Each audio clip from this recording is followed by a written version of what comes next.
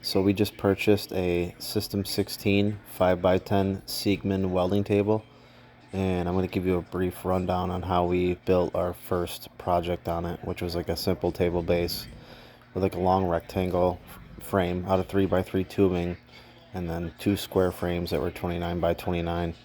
And so we're just kind of learning how to use this table right now, but this is how we did our first build. And we're looking forward to buying some more fixturing and clamps for it. And we're just using what it came with the set, the package that we bought for the Siegmund Welding table. So we cut our pieces of tubing to the proper lengths, and I used these square fixtures that I actually bought from Genuine Metalworks.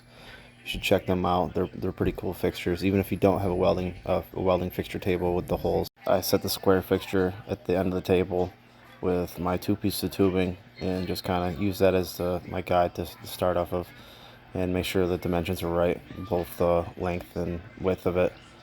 And then I clamped the square fixtures to the tubing, and then clamped it down and make sure the tubing is perfectly flat.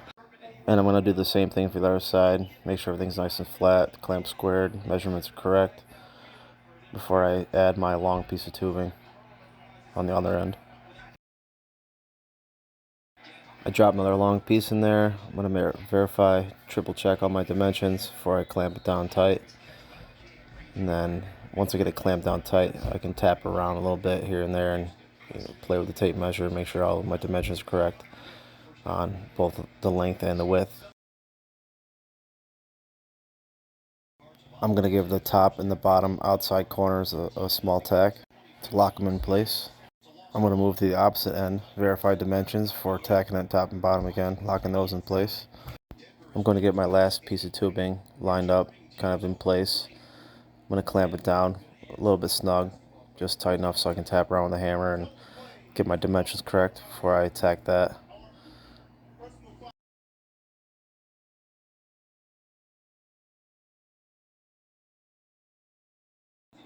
Once I like the dimensions, I'm going to give her a little bit more juice in the clamp, get it tightened down, and I'm going to tack that top and bottom outside corners to lock that in place. I'm going to give a tack on the inside corner because I know it's square. I'm going to give that one a tack on the inside corner. I'm going to finish tacking these all in the inside corners, and that just kind of locks everything in. I'm going to take all the fixtures off, all the clamps, so I can pull this frame out and tack the opposite sides that's laying flat against the table, so everything stays in place once we're MIG welding it together. I really like to TIG tack stuff right in the corners of everything, on the outside corners and the very inside corners, because it kind of just keeps tacks out of the way once you're welding it. So now I'm moving on to the two square frames, which are identical. So I'm going to take my time and make sure everything's all, the very first frame is perfect, because I'm going to actually make a fixture on the first one to make the second one. So we just drop pieces of tubing in there and then tack it all together.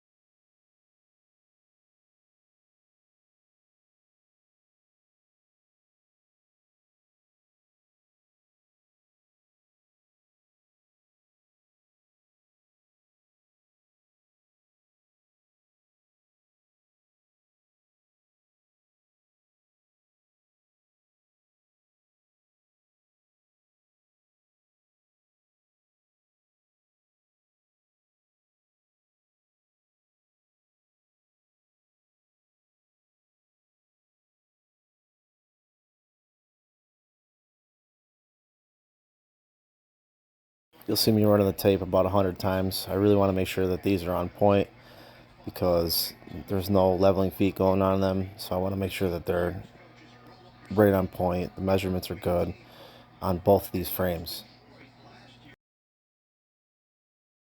I'm going to get this first frame fully tacked up. 2 on the outside corners, 1 on the inside corner.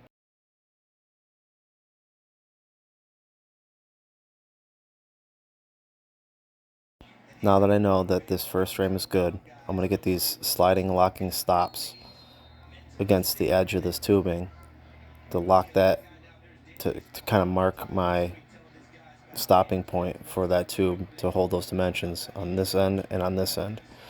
And I already have the square clamp or pinned to the table there, and so I know that's good. That's not going to change. So now I can pull this frame out, set it to this side. I can drop all my new pieces of tubing against the stops.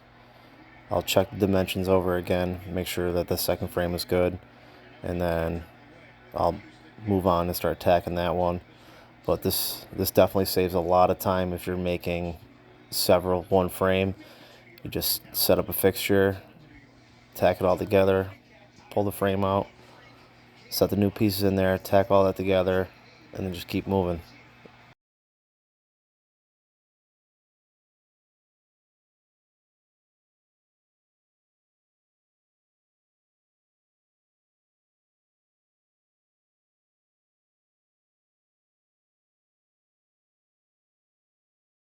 Now with these new pieces in here for the second frame, I've verified all the dimensions are correct. I'm going to start tacking everything together before unclamping everything, taking the fixturing off, and then getting ready to weld these frames. I like to TIG weld the inside corners of the frames that I make. It just makes for a smaller bead in the inside, makes it look nicer. That's just how I am and how I like to do things in my shop. People are different. Some people are like, oh, why don't you just stick weld that? Or you can MIG weld it, but I like to TIG weld my inside corners. Now that we've got the 2 square frames done, we got the long rectangle frame done. I set up the 2 square frames 60 inches apart, and then slid the long 7-foot frame in, and then left a foot of overhang on each end, and we kind of we centered the rectangle frame up, tacked it from underneath, and then we ended up MIG welding underneath both sides of the frame, the rectangle frames. And this was the end result. Nice sleek design. This is our first build on a fixture table. Still have a lot to learn, a lot more tooling and clamps and fixturing to buy. This is a good first build for this table for us, just to kind of get a little bit acclimated to it. There's still so much more to figure out on how to best use a table like this and utilize it correctly, and we're really excited to have this in our shop. Again, this is a Siegmund Welding table. You guys gotta go check them out. They make the best welding fabrication tables in the industry.